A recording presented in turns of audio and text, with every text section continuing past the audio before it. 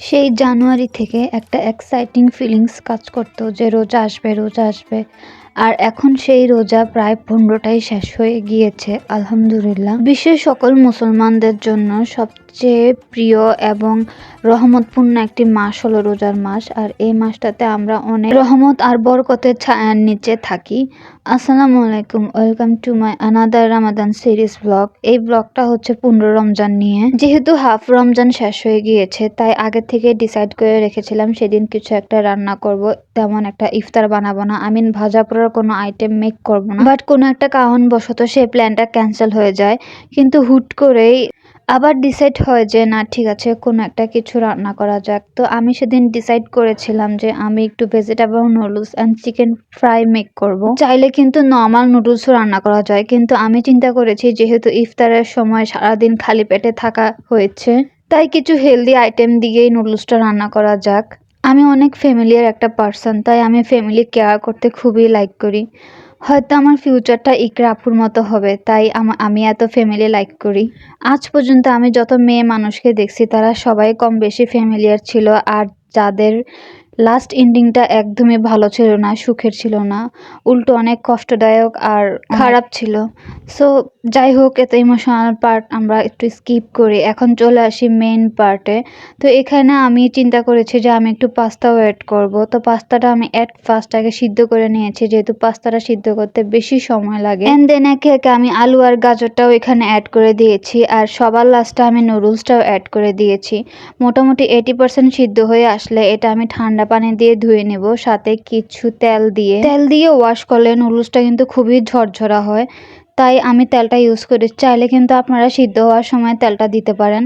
তারপরেই তো এটা আমি রেখে দিব পানি ঝরানোর জন্য। আর এর মধ্যে চিকেনটাকে ম্যারিনেট করে নেব। ভিডিওতে দেখে নিয়েছেন আমি কিভাবে কেচে নিয়েছি যাতে মশলাগুলো চিকেনের ভিতর ঢুকে যায়। আমি সেদিন একদম র্যান্ডমলি চিকেন ফ্রাইটা করেছি, যা যা নর্মাল উপকরণ আছে সেগুলো দিয়েছি, এক্সট্রা কোনো কিছু অ্যাড করি নাই। লবণ, vinegar, tomato sauce, soya sauce, chilli sauce, তারপরে লেবু, জাস্ট এগুলোই ইউজ করছি। এক্সট্রা কোনো কিছুই আমি এখানে ইউজ করিনি, যেহেতু ইফতার টাইম আমি এত স্পাইসেস অ্যাড করতে চাই নাই। তারপর এগুলো মাখিয়ে সুন্দর করে ম্যারিনেশন করে আমি ফ্রিজে রেখে দিব। আর যেহেতু আমি একা একাই সবগুলা কাজ করতেছিলাম তাই আমি ভাবলাম যে একটু আগে আগে করে রাখি, না হলে আমি কিন্তু কুলাবো না।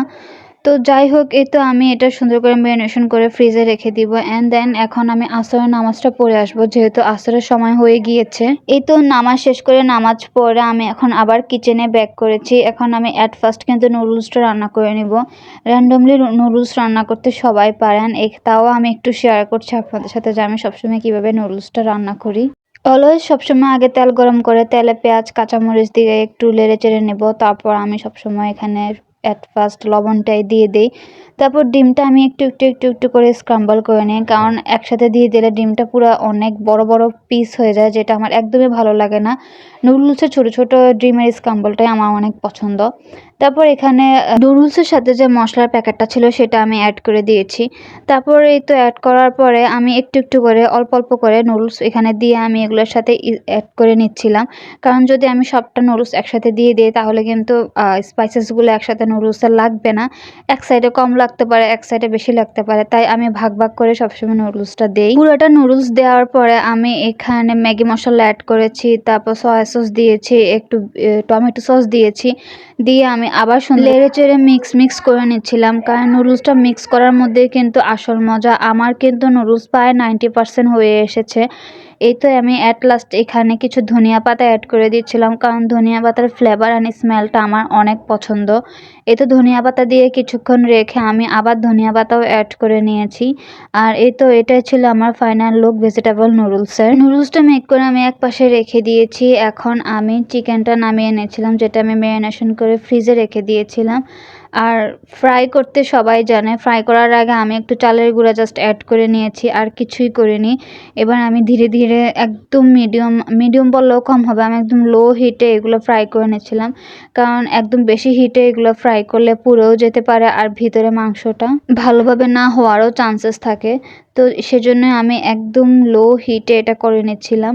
আর এই তো করা শেষ করে এখন আমরা টেবিলটা সেট করে নিচ্ছিলাম। আজকে মেনুতে জুস ছিল না, আজকে আমরা লাচ্ছি করেছি, সেটাও অনেক ভালো হয়েছে। সময় স্বল্পতার কারণে সেটা আর শ্যুট করতে পারি নাই। সো আজকে বাসায় আব্বু ছিল না দেখে টেবিলটা একদম নর্মালি ছিল, র্যান্ডমলি ছিল। আর এই ছিল আমার আজকের ভিডিওটা কেমন লেগেছে সবাই আমাকে অবশ্যই কমেন্ট করে জানাবেন। বাই, আসসালামু আলাইকুম।